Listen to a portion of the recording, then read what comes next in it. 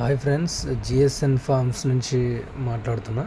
Hi friends, ఈ animals అన్నీ మనం రీసెంట్గా తీసిన వీడియోనే. ఇది మొత్తం బొచ్చు కట్ చేయడం జరిగింది. ఒక 20 days అవుతుంది ఈ వీడియో తీసి.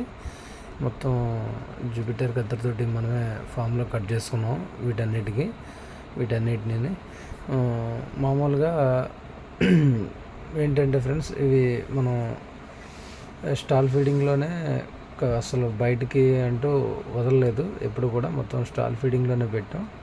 ఫీడింగ్కి వాటికి సరిపోయినటువంటి మెథడ్ అయితే తెలిసింది, కానీ దానికి మనం చాలా ఎక్కువ అమౌంట్ అనేది ఖర్చు పెట్టడం జరుగుతుంది ఫ్రెండ్స్.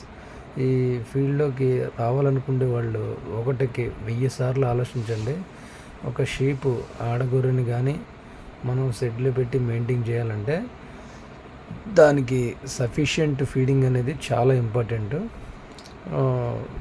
మనం చెయ్యాలని అనుకుంటే ఖచ్చితంగా ఫస్ట్ ఆఫ్ ఆల్ మన దగ్గర సఫిషియెంట్గా ఖర్చు పెట్టగలిగే స్తోమత ఉన్నప్పుడు మాత్రమే ఈ ఫీల్డ్లోకి రండి.